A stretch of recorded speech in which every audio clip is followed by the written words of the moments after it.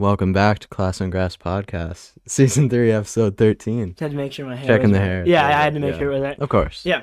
We were talking, me and Mac, before the podcast, and we were, looking around the studio, and I realized that this MLS ball behind us, for all you guys that are live viewers, you see this MLS ball behind us, which is great. You know, it's the blue one. It's nice, but no one has ever known. It's a Jabulani. Well, first off, it is a Jabulani. The Jab is a great ball, if we're being honest. It was used in the World Cup, right? Mm-hmm. World Cup 2010, South Africa? Yeah. What a great time. Yep. What a great time to be alive. Waka Waka. Exactly. But this has, well, I don't actually know who signed it, but it has 3 signatures. So we just had to let you guys know. I'll put it back the way it was. Right? Oh, there goes the water. I'll put it back the way it was. But there we go. Nice. But yeah, just so that you guys know, whether you're listening online right now, live, or if you're listening later on YouTube or on Spotify, just know we've got the Jabulani with the signatures in the back. You know, it's not just the MLS ball. It's got true meaning behind it. But actually moving to the real footy this week, we're going to start off with the Sonny of the Week. Of course. And it goes to someone who Pep Guardiola claims, did you see this claim? No. Pep Guardiola claimed in a press conference interview in the last 2 days, the best player in the Premier League, when Mo Salah is in the Premier League, which seems a bit... Yeah. But it's Bernardo Silva, who has, to be fair to him, been doing incredibly well over the past, I don't know, maybe 7 or 8 game weeks. Yeah. Just with his overall form, he's been doing really well. And he had a fantastic goal against Watford. He cut in from the left and just absolutely rifled it top left. It was fantastic. He knew right away, too. Oh, yeah. Did you see? He just kept running. Oh, yeah. After he shot it and just kept going to the corner. And, you know... Dude, it was an incredible goal. Yeah, 2 goals against Watford in a 3-1 win. I was actually going to talk about that. Do you agree? So do you agree with Pep as in he is the best player in the league, let's say behind Salah? Because I don't think that's very debatable, at least between us. So, right, it depends, in my opinion, if you were able to consider Gundogan the best player in the league last year during that 10-game span when he was just incredible. Because, it all kind of goes back to just, what do you consider to, meaning the best? Is it form? Is it class? Is it a combination? Because, the Ballon d'Or is supposed to go to the best player in the world, and we have not always seen that in the past happen, and sometimes it goes to people. I'm not going to name this one, necessarily, but sometimes it goes, we already goes talked to people. about it. Yeah, it goes to people who don't deserve it on the year. Yeah. I think it's form right now. And same thing with, are you the best player in the Premier League? So if it's form, then yeah, I could see that. Salah, even then, Salah hasn't been super, vibrant for Salah's standards over in the past couple games. But it's just, he's still been really good. It's just, he hasn't been putting up braces and hat-tricks with assists constantly. No, but Liverpool have kept winning, and I think it is interesting, though, because I don't know their exact... So I know they just beat Wolves with our Origi last-minute winner. What a clutch player. As always. Are we saying most clutch in the Premier League other than Ronaldo? Well, it's almost like a joke at this point. Well, no, but he actually is. He doesn't do anything when he starts. No. But if he comes on and they need a goal, if they're already winning, it's automatic. Score. If they're winning, he's not going to score. No. If they're tied or losing, he will score. It's fully automatic. You know you're getting a goal out of Origi. And in just some of the weirdest ways. Obviously, this goal that he scored was actually a pretty decent goal. Yes. Cut back, he turned through the keeper's legs. Or maybe it was just the side of the keeper. It was just the side. Mm-hmm. But it was, down the middle. But it was a decent goal. But usually, he'll just tap it in. Except for... Well, the Champions League goal. Except for the corner kick. Yeah. Which was incredible. Mm-hmm. Eli's here and said Salah is way more valuable to Liverpool than Silva is to City. You see, that's another thing. City have been very, very good no matter how good Bernardo Silva has been with them. Yeah. Him being good is a bonus, but it doesn't really change the outcome of Man City's performances. It's just now he's playing really well. Exactly. And you're not hearing as much about so-and-so. Yeah, and kind of like you said before, with Gundogan last season, it was all right, next man up. He's doing well. Mm-hmm. Next month, who is it going to be? I think it's more now. It might be different with Bernardo because Grealish has come in for $100 million, and a lot of people were saying, "Oh, well, Bernardo's not going to start over Grealish or Mahrez or even Sterling," and Sterling's had a terrible year. But now, that's besides the point. yeah, it is kind of. But like, also, like, who would have thought? Like, Bernardo's now a permanent starter at least at totally the wouldn't moment. have expected it. And Grealish hasn't been hitting form. Sterling hasn't been hitting form. Yeah. Mahrez has been quiet this season too. But at the same time, like you said, they can have like players who aren't playing well and still win every game because they're just that deep of a team. Completely. I mean, how crazy is it that like 3 weeks ago we were like, João Cancelo, best Portuguese in the Premier League. Well, Bernardo's Portuguese. And now we're moving. He's already just on the same team, has already taken over. Yeah, it just shows the absolute rotation that happens in player performances. Because with that City team, it doesn't matter if Bernardo's not playing well because someone else is going to play great. Yeah. You know, you're almost never going to get a City team where someone's not shining. No. You know, you're almost never. But yes, Salah's still, in my opinion, the best player in the Premier League overall. But form right now, I think it goes to Bernardo Silva. And like we said, the Hassani of the week goes to Bernardo Silva. On another note, Everton end their winless streak since September. It was 8 games total. Yeah. I know you know a little bit more about that game than I do. Well, yeah, it happened today. Everton, Arsenal. I was surprised. So I didn't hear about this until it happened, but in the 27th minute, I think Martin Tyler was the announcer, but he said they were planning on walking out of all the fans because it was at the 27th minute because it's been 27 years since their last trophy. And I don't know. It was really weird. No one really did walk out, but like they're making this huge deal. But like, I don't know. I saw like a couple groups like walking down the tunnels, but it didn't really affect the overall. I mean, if I paid for my ticket, I'm staying. Exactly. But Paul said, "Sorry for being late, boys. Apology accepted." Yeah. You are not marked tardy for this class. Of course. But yeah, it was an interesting game. Richarlison had pretty much a hat trick. 2 of them were offside by like centimeters. And then Damari Gray with absolutely wonderful goal. I didn't see it. He cut in, kind of like Bernardo Silva's, but from the other side. Well, Damari's been great this season. Yes, cut in with his right foot and hit post and top far post corner. And then just scenes, because that's their first win in literally 2 months. 8 games. Yeah. Which is fantastic for the club. Mm-hmm. And maybe not so fantastic for Mr. Paul, who's now in the stream. It's true. I mean, he won't be too happy about that. And Arsenal dropping points, especially when they looked much better at the beginning of the season than they do now. Yeah, it's been, maybe a drop in form with the Man United and then this result. Exactly.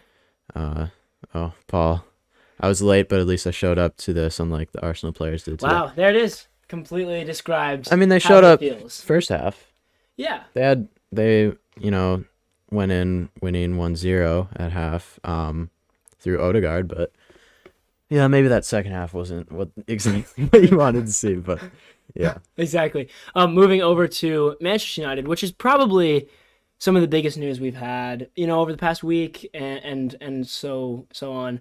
Michael Carrick was obviously taking care of the team before Ralph Rangnick. No one really knows how to say his last name yet. I mean, it'll Rangnick. Rangnick. I don't know. Yeah. But Carrick was obviously the interim to the interim, blah blah blah. Mm-hmm. And now Rangnick is in. I still can't say it. Rangnick. If you look at it, it's easier to say. Rangnick. Yeah. I want you to say Rangnick. Yeah, sure. I'll say Ralph. I think Ralph. Yeah. Well, so, Ralph for me is different. Yeah. So from here on out, United Ralph. Yeah, United Ralph. United Ralph is what we're gonna call it. Okay, so United Ralph, had his first game in charge, and it was a win. And he started with a McFred midfield, so it wasn't super positive at the start of the game. Yeah. With Manchester United fans, Donnie can't be that's gotta be just That's gotta be heartbreaking. Like, you're like, oh, new manager. Let's go. Benched first game. And But maybe you give it time. as we are about to say, Fred. Well, was it a cross? Shows up. No. So there's a chance with I Fred's don't technique. think so. Well, it's true. Fred's technique. It's true. He's a chance. false Brazilian, as they say. Yes. But yeah, Fred scoring for the first time in a very long time, and you know, he had actually a decent game, and it's been so funny to see how like online, or at least Fred's online presence has changed. You know, like 2 weeks ago, all you saw was, oh, here's McFred again, like in the midfield. Yeah. Or like, oh, Fred with another masterclass, and they just show him like losing the ball or missing a pass. And to be fair to all the fans, it was kind of valid. Like, he wasn't doing very well. Yeah. But you know, he turned it around, and the entirety of the footballing population has turned around their view on Fred. Like, they're like, there he is. there he is. That's the guy we needed. Yeah. That's he was at Galatasaray before, right? Wasn't it Shakhtar? Oh yeah, no, he was at Shakhtar. He was with Malcolm. Remember that? Yeah. Fred and Malcolm over at Galatasaray were incredible. But you know, they wanted Galatasaray Fred back. He did score goals like that over at Galatasaray in the Turkish league, and you know, Ralph has maybe brought that out of him again. So maybe we'll see more of that to come. Maybe not. But definitely, I think we're gonna see this United team change. If you guys don't know, United Ralph has well, first off, I think like one of the most interesting things that I wanted to touch on with you is that he never played in like a top division team. He was always on like lower level teams like Bundesliga 2, 3. He actually went over to England during a middle point of his career, and he was playing for, I can't remember what the team was called, but they were in the Sussex League, right? Yeah, I think so. And like, which is not even like, it's below the conference, so that's just like 6th or 7th division, and he was playing there while like studying at university, and then he went back to Germany and played more like low level professionally, and then he moved on in his career, and he managed I think I have the dates here from 1983 to 2021 in top division teams all across Germany. Wow. Usually the Bundesliga, or pretty much entirely the Bundesliga, up until now. Obviously, now that he's at Manchester United, he managed at Schalke, Hoffenheim, and Leipzig. He kind of like rotated between them for like a very long time. But it's just really interesting to me that he like never played at a top level, yet somehow found a way to manage at a very high level. Yeah, I've always wondered that, because I know there are other managers that have been successful. I can't name them, but I remember, like, do you think it's from like connections or something that they get that initial really don't coaching know. job? Or like, how do you, like, if you're not a known like high level pro player, like we've seen like Gerrard, Vieira, Yeah, well, like everyone. Lampard. Like, I'm thinking of every coach. I mean, you even look at the MLS, Minnesota United, Adrian Heath. He played in the Premier League. Yeah. Because you think about it, you want your coach to have experience, but also be a good coaching brain. Yeah. But it's really hard to evaluate whether they have a good coaching brain. So usually they just go with experience. Yeah. And you have one coach to about like 20 players that are current.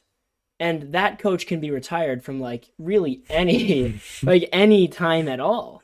Yeah. And so you're looking at a much smaller pool of people that need to be coaches, so you can take them from the top divisions all over. You know what I mean? Yeah. Like entirely. But like also, did he start with a youth team? Do you know? Was I like can look at it up. Schalke? I can look it up. Because I think that's also one route, is they just move up the one club by just going like U16, U17, just showing that like they can actually coach until maybe someone is like, oh, let's use this U20 coach and give him a first team. So he started as a player coach at his last club, which was Victoria Backnang, which is probably a hometown, so German team. And then continued to play and coach at VfB Stuttgart 2, so kind of like a youth team, which is weird because like usually the second team is that like club, a MLS or two, or like a USL team? That's kind of like a USL team. So yeah. Was that Miles? What's up, Miles? He's in the chat as well. Yeah. But yeah, He then moved to Stuttgart too, and then to TSV Lippold-Swiler. So like really lower like teams, but then I guess worked his way up. But it's not often that you see, like working your way up the leagues as a coach. Yeah, I think it's harder to do that if you're not getting promoted yourself with the same team up the leagues than to like coach, say, at like a League 2 team and then a League 1 and then a championship and then a Premier League. Mm-hmm. I feel like we see a lot more managers switch leagues, switch countries. Oh, 100%. Like when's the last time a manager has done like what I just said, like gone from League 1 championship to Premier League? Yeah, I don't know. With different teams, maybe. I feel like it's always like an international coach. I also think you have to look at managers and their jobs, and a lot of times, or maybe not a lot, but at least like half the time, managers have poor seasons because of reasons other than stuff they can control. Yeah. So like working your way up isn't always something that's like possible, because you'll be a good coach, but then you'll have a bad team and you won't do well and then you get fired. No one will want you because you just got fired. Yeah. So I think a lot of coaches might get lost that way. And so it's really hard to work your way up. I mean, the only one that I can really think of who did kind of similar was Klopp, actually, who is now one of the best coaches in the world. Yeah.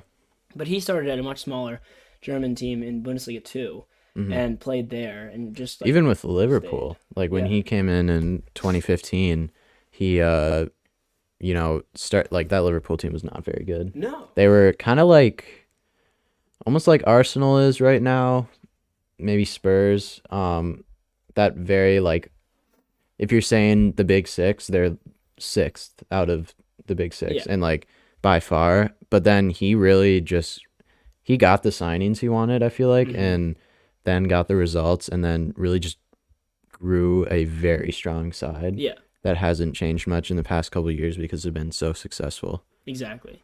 I mean, it's definitely possible to be able to work your way up, but definitely a hard thing, and I think it's very impressive that Ralph was able to do so successfully, and now coaching United and getting a result first, and people are actually really excited about him coming in. I mean, he's done well at his previous clubs. I thought it was interesting that he coached for since 2015 he was at like Leipzig for a year, and then Hoffenheim for a year, and then took a break, and then went back to Leipzig for a year. And it seems weird to just be at coaching jobs for a year unless you're like an interim. Yeah. Which is maybe what he did. But then, like, does he just like interim jobs? Because that's technically what he's doing again.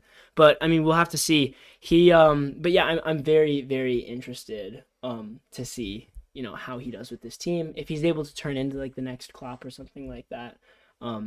And yeah, I mean, I think it's important to note, Eli said the era of German coaches is just absurd right now. Yeah. I mean, they're the most dominant in the world. You got people like Tuchel, Nagelsmann, Rangnick. I mean, I don't really know. United, Ralph. Yeah. And then Klopp. Yeah. And Hansi Flick, who is important to know because he was like coach of the year like a year and a half ago. Yep. And then Paul says Klopp or Pep. It's Pep by far. No question for me. I don't know. I think Pep's greatest manager of all time, probably, for me. Pep's a better manager, but I prefer Klopp. Like if you were a player or for your team? No, well, I mean, I actually probably prefer Pep because of his play style, but I just like Klopp as a person. Like, I love Klopp. Yeah. I think he's just such a nice guy. Yeah, he's very energetic. And I don't know, I think Pep, like you said, play style, like, I've never seen a manager change the game. Yeah, just completely change it with 2011 Barca, and then move on and just be so dominant in any league he goes to with the same style of play, not changing it, like, at all, with different players. I don't know. It just... what would be strange? Like domination. So, Eli just put in the chat, the smartest manager of all time is Pep, along with Johan Cruyff. And it's strange because Johan Cruyff was such a great manager, and he made Barcelona such a good club. Like, he literally was the foundation of Barcelona becoming a good team. And then Pep, the next guy to really entirely change the game, also coached Barca. So I'm wondering, and this might be coming to your head as well, is Xavi maybe the next guy that's going to be able to completely change the game? And, like, what do you think like I don't know how the game would change, because like if you were to ask me how it would change like 10 years ago, I would not be like, or maybe 15 years ago before it. Yeah. I obviously wasn't alive. But Yeah. if I had the information at that time, well, actually, I'm gonna go back. I was alive. I'm not 14, but I was not consciously able to understand. You didn't have football at an the intellectual footy brain. level. Yeah. But yeah, if I was to go back and like know everything, I would not like understand what the next step would be, you know, because you look at it and you're like, oh yeah, like Tiki Talk football, it's completely like it makes sense. Yeah. But like actually coming up with that idea is so much more difficult. Yeah. So that reminds me, I watched a documentary. It was like a year ago or something, but it was on Barcelona, kind of the history up until that like 2014 kind of after Pep left, and they said with the managers leading up to choosing Pep for Barcelona, none of them worked like Rijkaard and all of them, because they just weren't playing the way that Cruyff implemented into Barcelona with that ideology of like total football, you know, with everyone passing, everyone having the same skills. And Pep came in and he was the one who could do that. And that's why he was so successful. And then since then, they haven't really had that like academy player or Barcelona player come in and be a coach and then have that same ideology. Yeah, exactly. Until maybe Xavi. Well, like I mean, you said. obviously Koeman was a Barca player, but he didn't have that kind of change in identity that I really think Xavi could bring. And I think, you know, you can always count on Paul to bring in the corny quotes and the cheesy quotes. Yeah. But this one really does represent the situation well. He just said, Cruyff walked so Pep could run. As a player and a manager, I think Cruyff is the most important figure in football history. And that like completely sums it up. Cruyff changed the game, made Barca good. Pep was able to run with that and change the game even more and make it what it is today. But maybe with that foundation, Xavi or some other coach could do even more. And I think Xavi has the tools and potential to do that. Yeah, Cruyff made like what Barcelona's style is. Yeah. And pretty much made what Pep refined it. Yeah, made what Pep's style is. But like you said, Pep kind of ran with it and really used it. It's not, I wouldn't say it's all Pep's ideas. You have to imagine it as like a statue, right? Yeah. So now this is like real. So right, you like Cruyff created like the general body shape of the statue, which is the hardest thing to like actually figure out. Like or maybe you like it's not a statue of a human. So you're creating something and Cruyff created the general shape and like what it's going to look like. And then Pep like chiseled out everything and made it look nice and refined it and everything. But Cruyff was the reason that football has changed so much the way it is today.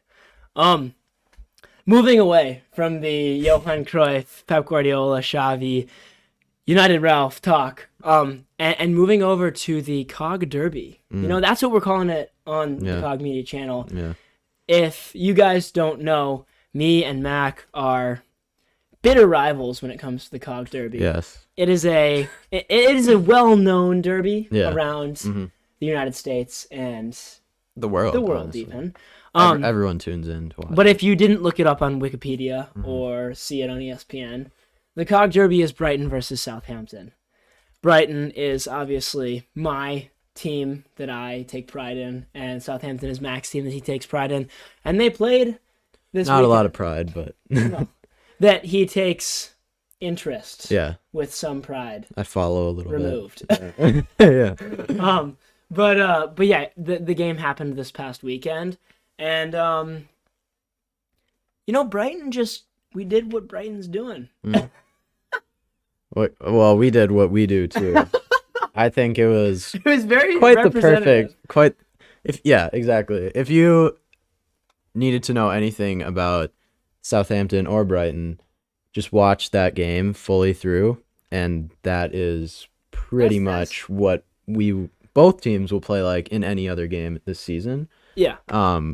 So obviously no one watched this game except us. Well, and the rest of the COG Derby lovers. Yeah, exactly. So just us. Basically, I think it was like the 20th minute. I don't know. Yeah. But Broja. I wasn't a huge fan of this moment. Gets a flick on.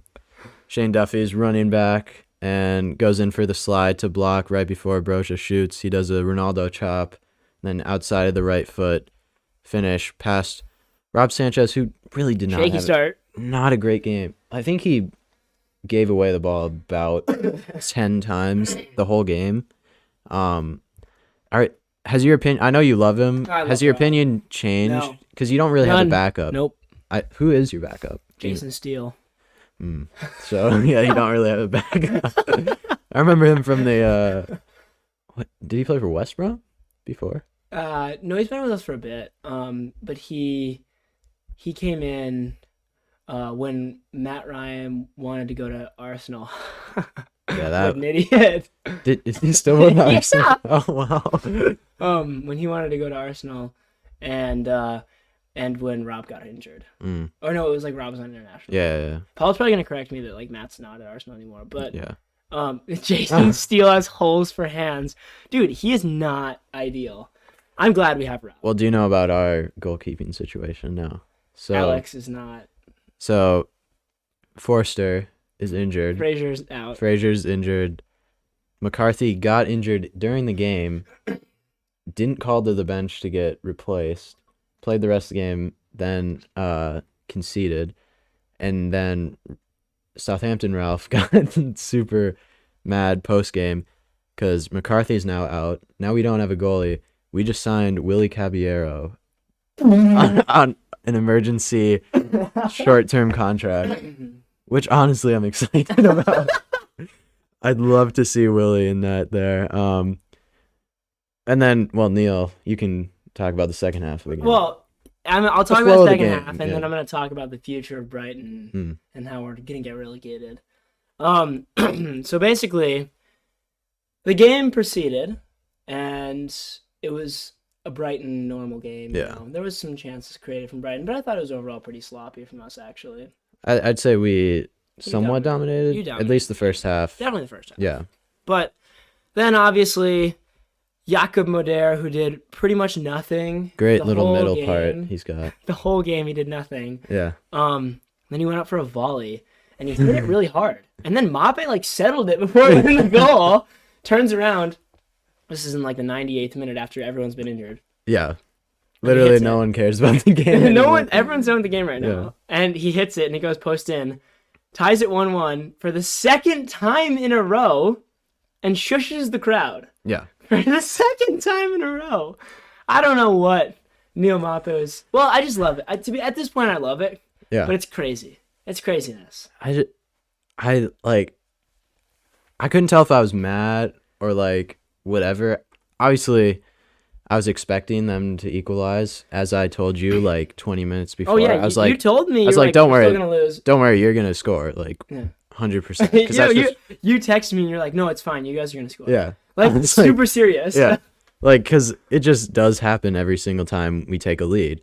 But then I was just speechless that he just turned. He doesn't go to the Brighton fans who are right there on the other side of the goal. He turns the opposite direction and just shushes all of the family section of Southampton fans. It's tough. I mean, And- Neil is. So you know Messi wouldn't have won the Ballon d'Or without Neil. Well, yeah, I can run through this with everyone, Yeah. but basically, so Neil is one of the most important figures in world football because he caused Lionel Messi's 8th Ballon d'Or, right? If he didn't injure Bernd Leno to put Martinez in goal for Arsenal, then Martinez wouldn't have been put on the map. And then Martinez was put on the map and brought up to the Argentinian national team. Did really well at the Copa America, saving some pens, keeping them in the tournament. Yep. And then Messi won the Ballon d'Or because Messi won the Copa America with Argentina. So, essentially, and I'm pretty sure that if Romero was in net, things would have gone differently. Probably. So, pretty much, Neil Mape, I mean, Messi should be sending him gifts. Yeah. Like lots. Messi to Brighton, perhaps, as well. Well, given PSG right now, I wouldn't be surprised. Yeah. Messi to Newcastle, January transfer. Well, Messi to Brighton might fix your XG issue. He might put away maybe a couple more than Neil or. Well, yeah, you'd think. Yeah. Well, so did you see our current state right now? It's tough. We play Spurs next. Oh. 9 players out. 9 starters out. Really? So let me have your phone. Log into your phone and go to, or let me go to Safari because I need to look up the list. But yeah. Yeah, look it up on here. Oh yeah, I can do it on here.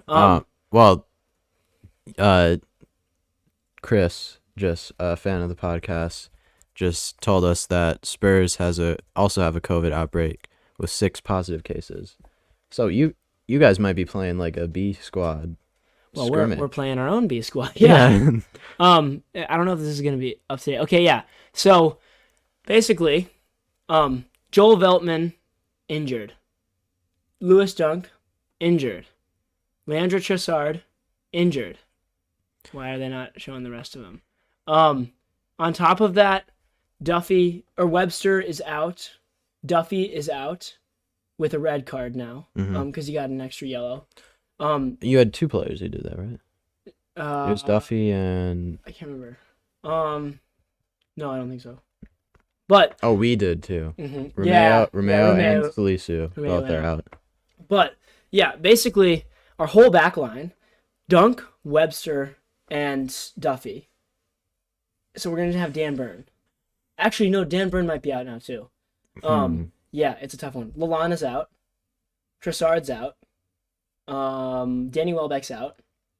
We have some more as well. It's a really tough one. We are facing, we don't have defenders.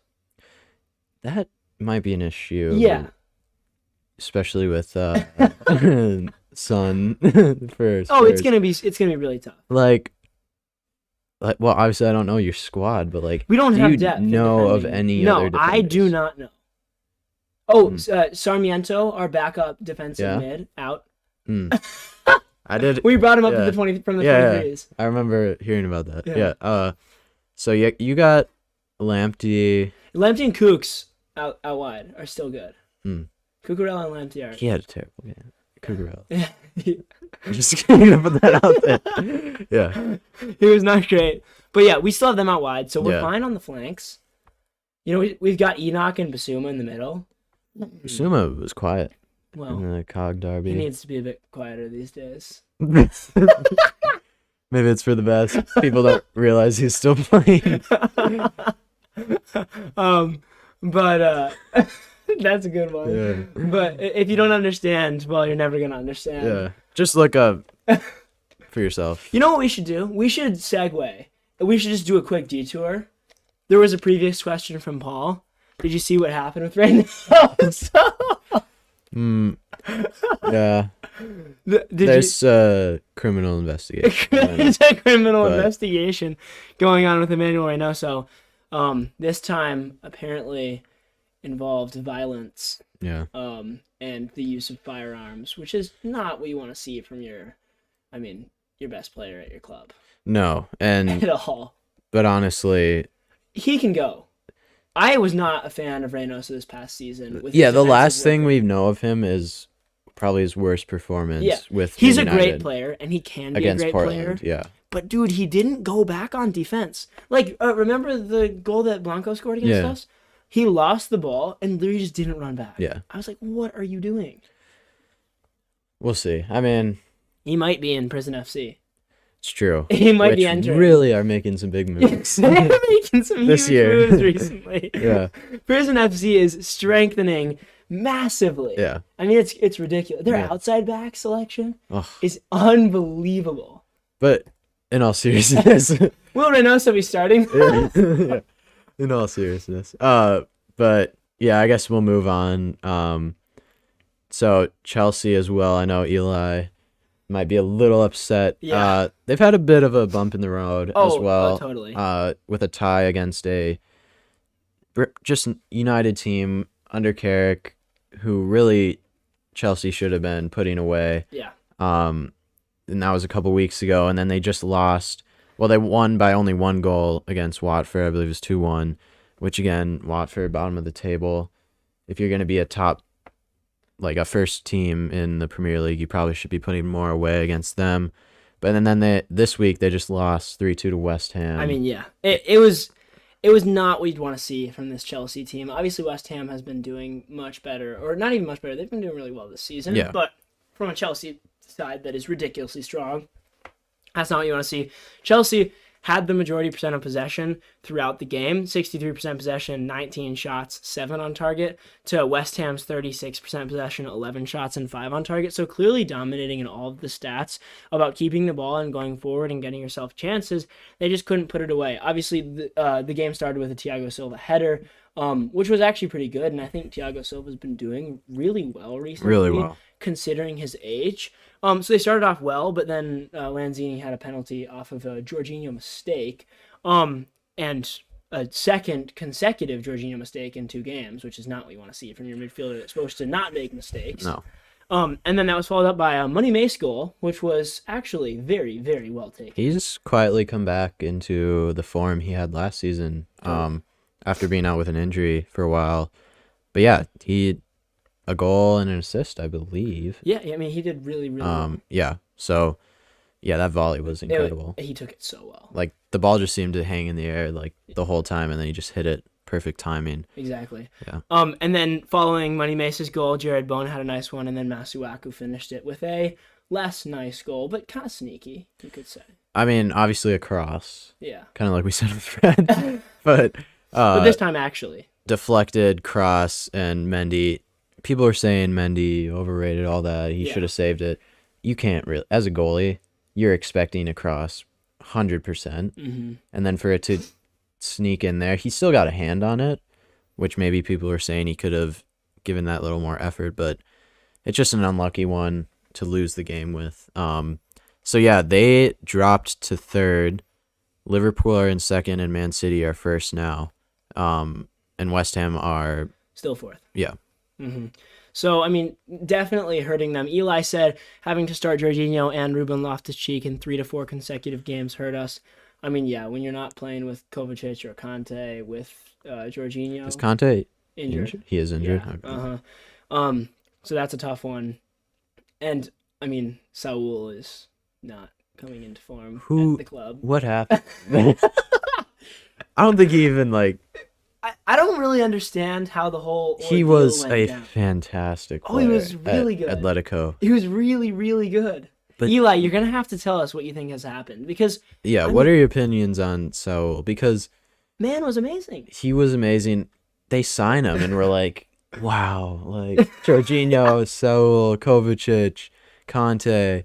Like, that's got to be the best midfield. That's got to be the best midfield in the league. But Saul, started that one game against Villa, I believe. Yeah. Got subbed off at half or something. And just nothing. Hasn't shown up since. And Tuchel, I feel like, is that type of guy where he's not going to take anything from. He's just be like, all right, you're not good enough. You're not going to get even a second with the team. I mean, you can see players that he even thinks are good enough barely get time with Christian Pulisic, who gets substitutions at the very best sometimes and makes very well. Scores usually. But doesn't get that much time or doesn't see the field that much, whether that's due to injury or Thomas Tuchel or a combination of that. Yeah. But yeah, I mean, overall, Thomas does not play around with playing time at all. No. I mean, he's willing to sub players on and sub them back off. Yeah, I remember last season. Yeah, last season. Hudson-Odoi against Southampton. Yeah. And he came on for literally 15 minutes in the second half and got subbed off. And a lot of people, what do you think about that? Subbing a player on and then off again? It's just a waste of your substitution. It's, in my opinion, it's to make a statement, but yeah. You shouldn't waste your substitution. Exactly. I think that kind of outweighs the making a statement about the player not being effective. Yeah. It's okay, then just sub someone else on because he still has fresh legs and everything, and how much is he gonna hurt your team? But to sub him off and use then 2 out of your 3 substitutions is a bit crazy. Eli said Saul was poor last season for Atletico Madrid, and he's been even worse this year for Chelsea. Been subbed off at half twice this season. Played a game against Brentford, but that was only a 6 out of 10, and that was his best game, and it just has not worked out for him. I mean, yeah, I was not paying attention to Saul's individual performances last year with Atletico Madrid. I knew that he was a very good player and strong for them. Atletico won the league though last year. Yeah. So how is he bad? Well, he might have. He might not have his best season, but he's been really good prior to that. He's just a quality player. So you got to think you should be able to get something out of him. Yeah. Something at least. Eli also said he cannot wait for Conor Gallagher to come in next year. I mean, I can't wait. It'll be I cool, wanna see but him. is Conor gonna get time? Probably not, but like, I want to see him at a big club because I've seen him at West Brom, who were just terrible last season. Crystal Palace this season, he's actually contributing because it's a better team and he can actually get opportunities with the ball.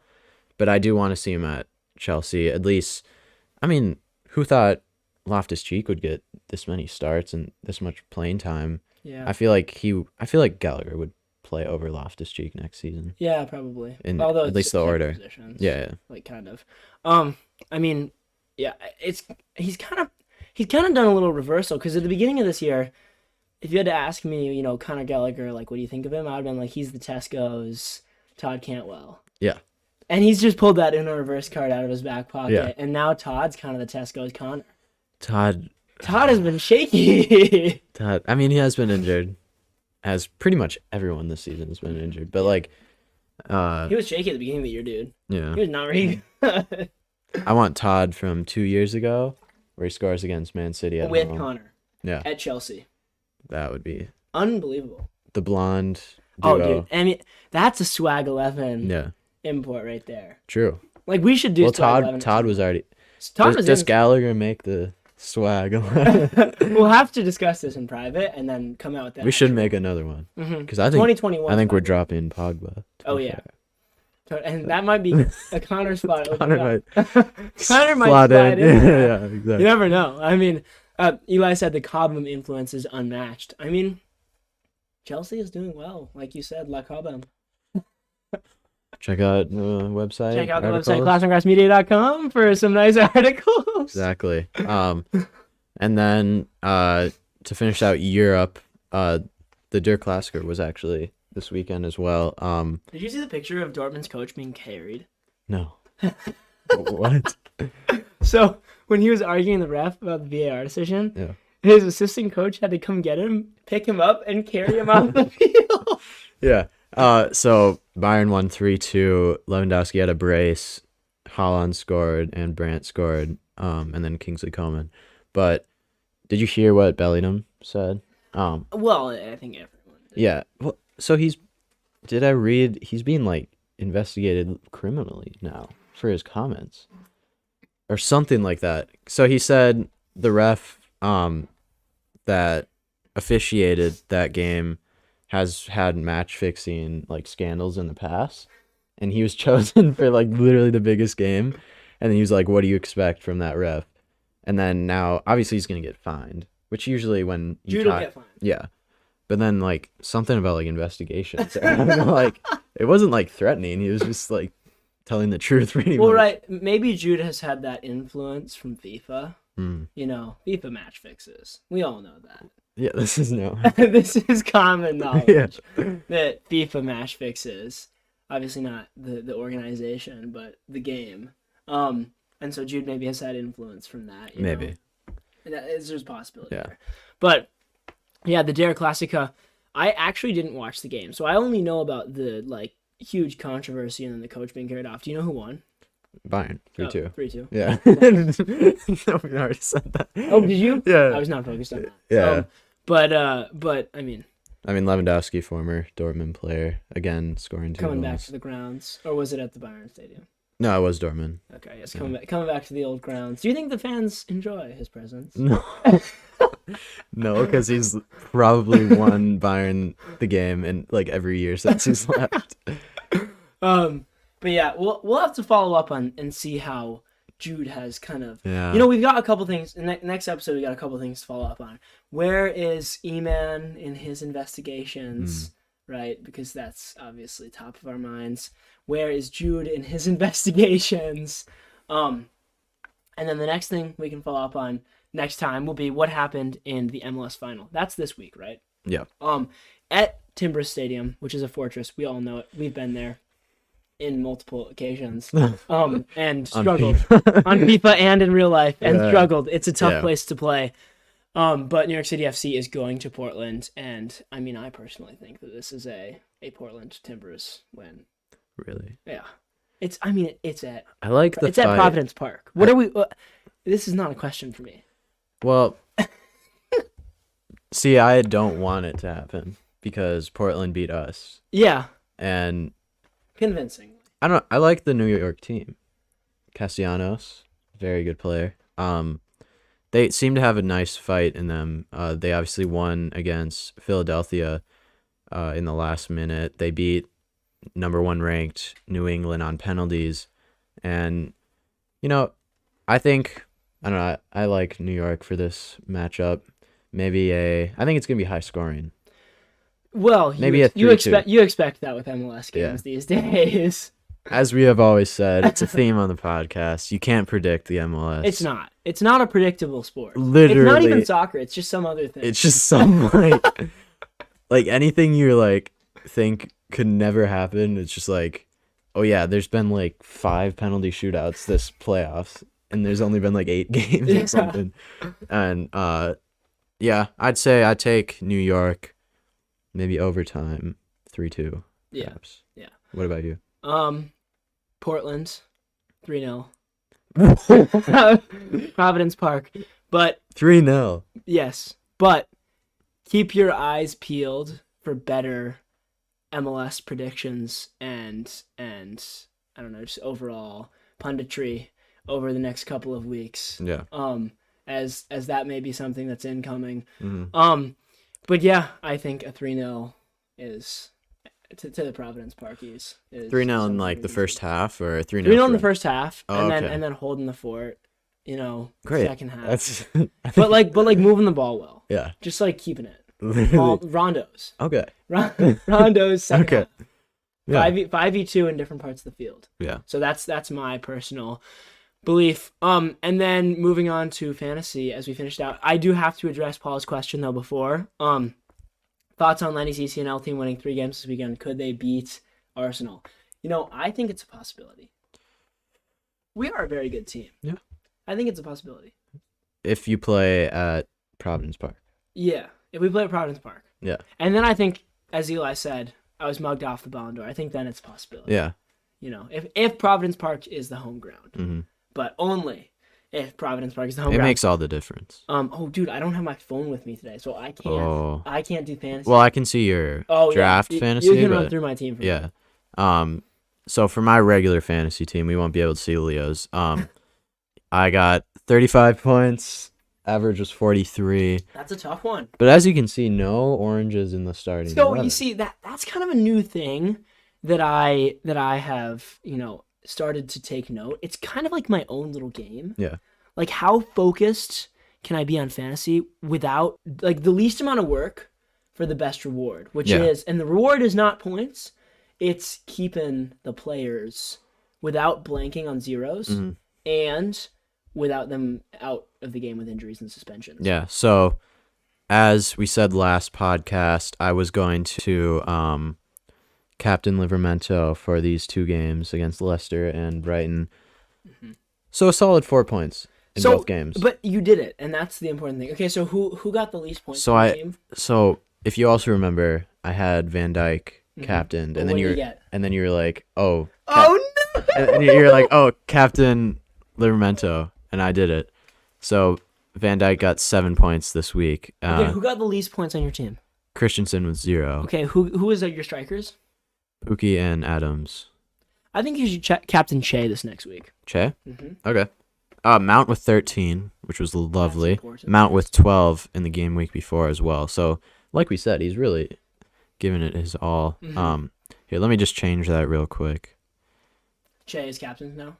And I think Van Dijk still is vice captain. Yeah, Van Dijk is the vice is important because he keeps that stability for the team. You know what I mean? He does. And he's got that role of leadership. Yeah. All right. Moving to the draft. So I did take a loss. That's tough when you're top of the table. I did. Yeah, like you. I can't be dropping out of there. You were there. up there in that race. Yeah, I was. 39 points. So more again than my regular fantasy team. Seems to be a trend. Salah, Sterling, Van Dijk, Wilson with 9 as well. All my points leaders. So I'm still in 3rd. Where am I? You are in 5th. You dropped it down. That's tough. So the top 2, Eli. You were the only 2 to drop. Me and you. Eli and James. Wow. Eli and James, now with 33 points. I'm 3rd place, still comfortably 6 points above fourth, but 3 points below second. So yeah, for results, I lost to James. Wow. So it was a number 2 versus number 3, and I lost it That's a tough one. by 3 points as well. Oh. So we fought till the end, and I think we'll accept that result. I mean, that's a handshake, right there. Yeah, That's a handshake. We'll go at it again next time. And for you lost to Dom. Los Hanos. Yes. Yeah. Let's see. Can we see your team? 35 points, and Who are my leaders? Mape Oh, of course. and Alien. Well, that's not bad. No. Happy about that. So Mape, you know. Yeah, well, I keep Neil in the teams. That's an important thing. Yeah. Because Neil's clutch. They should give points, like extra points for plus 90-minute goals. And then Neil would be like the leading fantasy player. Yeah. Like, if we're being honest here. So, yeah, I mean, overall, decent fantasy. Well, not worst fantasy week for both of us. For both of us, but, probably. like, it's respectable point totals. Just, Yeah. unfortunate. We're hovering around that average. Yeah, we are. Which is what you aim for. So. It is. That's the place you want to be. Yeah, you want to be in the average. Yeah. But yeah, that concludes today's episode of the podcast. Hopefully you guys enjoyed. We'll be back next week, Monday night, probably again. Yep. And coming at you guys from the studio. And hopefully you guys have a good week. Until then, you're able to watch some footy, Champions League this coming week. Champions and we will League. cover that next week. And until then, peace.